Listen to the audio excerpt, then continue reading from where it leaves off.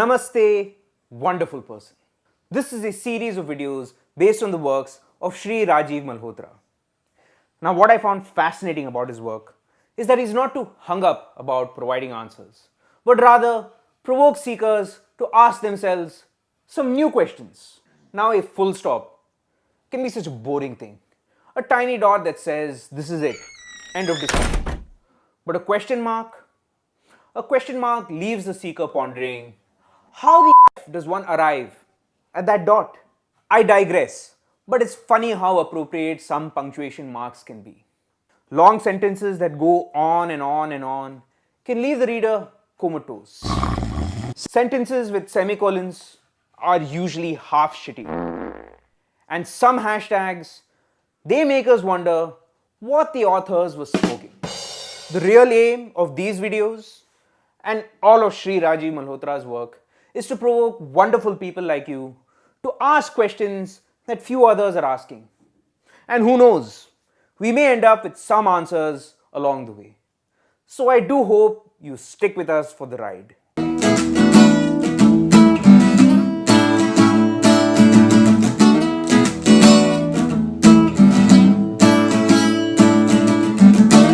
Back in 1998, when the dot-com boom was making a new millionaire every day, an entrepreneur in Florida had plans for a more traditional site. He paid $8.5 million for a riverside property in Miami, hoping to make a neat return of the luxury real estate market.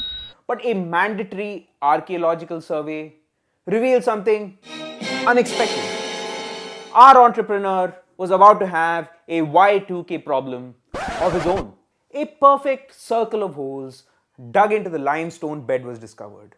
Apparently, these held wooden beams for a village which rose above the Florida marshes at least 4,000 years ago. Artifacts were found that proved that the village was in continuous occupation for more than a millennium, giving rise to speculation that it was part of a much larger network of villages. Now, very little is known about the people who lived here because they were wiped out soon after America had its first immigrant crisis. Today, we can only speculate as to how those villagers lived, what dreams they dreamt, and what stories they told their children to teach them right from wrong and good from evil. Ironically, part of the site was already damaged by a septic tank before it was discovered. The Europeans had once again ended up taking a dump on the entire history of another culture, because what is civilization without a luxury condominium?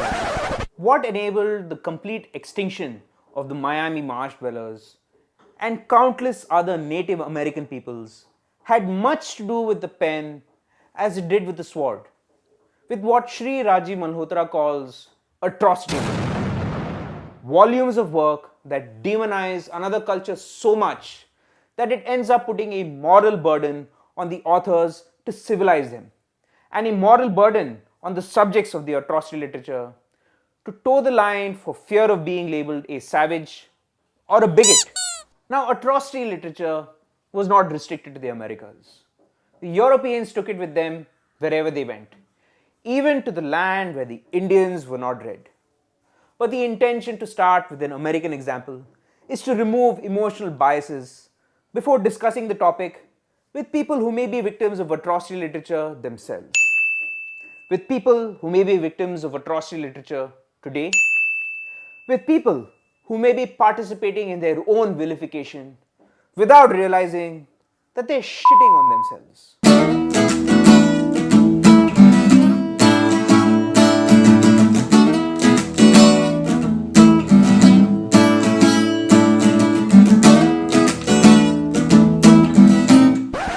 Most of today's atrocity literature is produced by the human rights industry. And Shree Rajiv Malhotra calls it an industry because it is fueled as much by evangelical dollars as it is by an evangelical zeal. And you or I would be labeled as bigots for merely tabling the issue for a discussion. Now, it may be a fact that American liberals would be shocked at some of the hard lines adopted by their evangelical brothers here in India.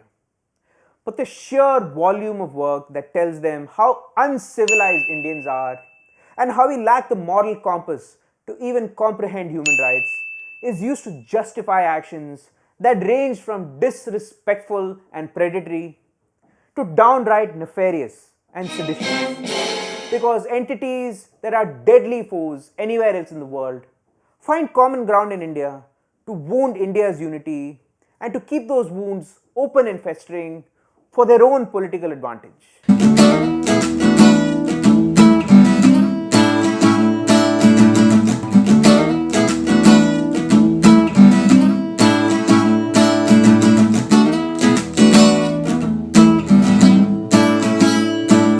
Now, if you are from the three idiots generation like me, there was no time to ask questions or worry about things like politics.